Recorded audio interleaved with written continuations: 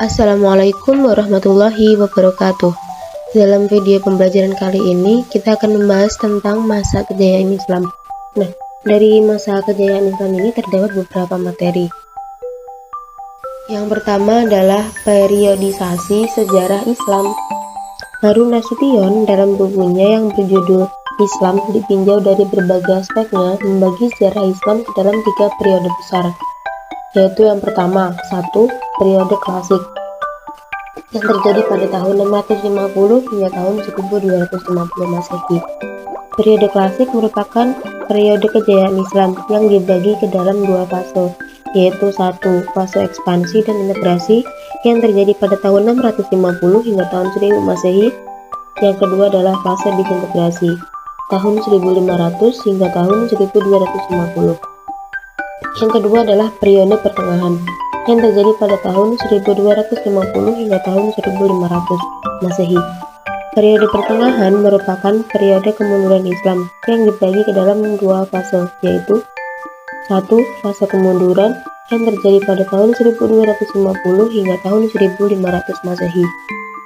Dan fase kedua adalah fase munculnya ketiga kerajaan besar yang terjadi pada tahun 1500 hingga tahun 1800, yang dimulai dengan zaman kemajuan yang terjadi pada tahun 1500 hingga tahun 1700 Masehi, dan zaman kemunduran pada tahun 1700 hingga tahun 1800 Masehi. Periode yang ketiga adalah periode modern yang terjadi pada tahun 1800 dan seterusnya.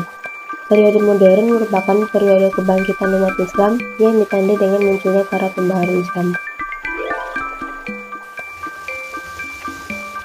Yang kedua adalah masa kejayaan Islam.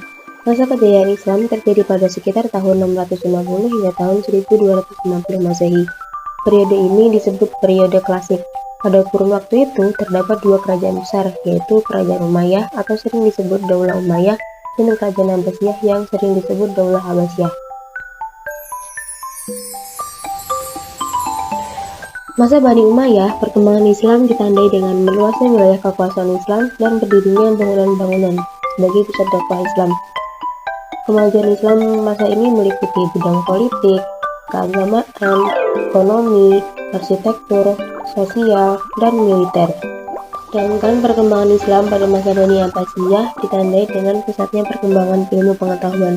Kemajuan Islam pada masa ini meliputi bidang ilmu pengetahuan, ekonomi, ilmu bangunan atau arsitektur, sosial, dan bidang militer. Kemajuan umat Islam pada masa Bani Umayyah atau Bani Abbasiyah tidak terjadi secara tiba-tiba, akan tetapi disebabkan oleh faktor internal dan faktor eksternal.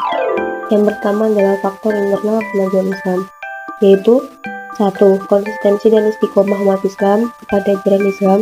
2. Ajaran Islam yang mendorong umatnya untuk maju. 3. Islam sebagai rahmat seluruh alam. 4.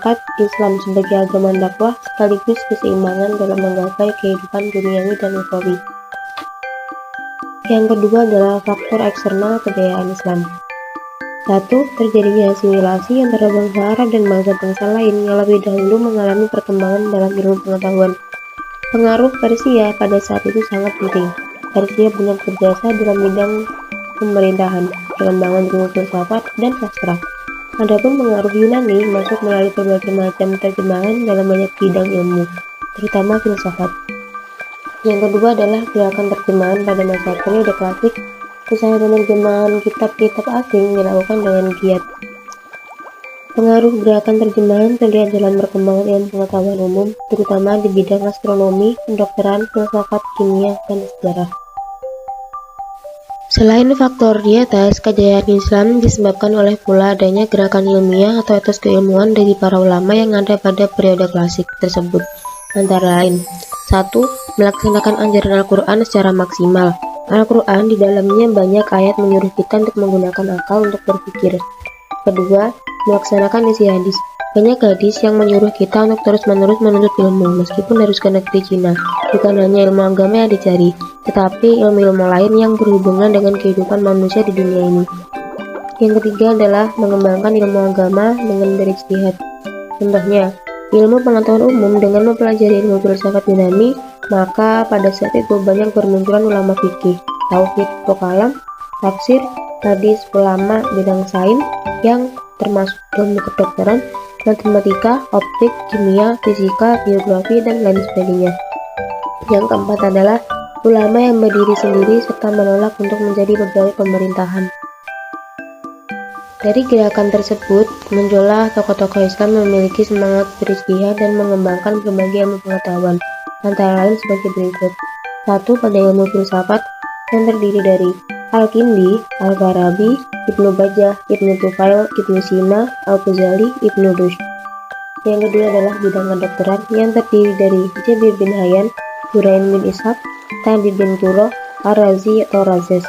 Yang ketiga adalah bidang matematika yang terdiri dari Umar Al-Faruqan dan Al-Khawarizmi. Pada bidang astronomi yaitu Al-Farizi, pencipta astronomi, Al-Ghatani atau Al-Wittegius, Abdul Wafa yang menemukan jalan ketiga dari bulan, dan Al-Falguni atau Al-Fragmius. Selanjutnya adalah bidang seni ukir yang terdiri dari Badar dan Tarikh. Pada ilmu tafsir yaitu Ibnu Jarir At-Tabari, Ibnu Atiyah Al-Andalusi, As-Suda, Muqatil bin Sulaiman, Muhammad bin Ishaq, dan lain-lain. Pada ilmu hadis yaitu Imam Bukhari, Imam Muslim, Ibnu Bajjah, Abu Dawud, At-Tirmizi, dan lain sebagainya. Nah, itu saja materi pada video pembelajaran kali ini. Semoga bermanfaat. Terima kasih. Wassalamualaikum warahmatullahi wabarakatuh.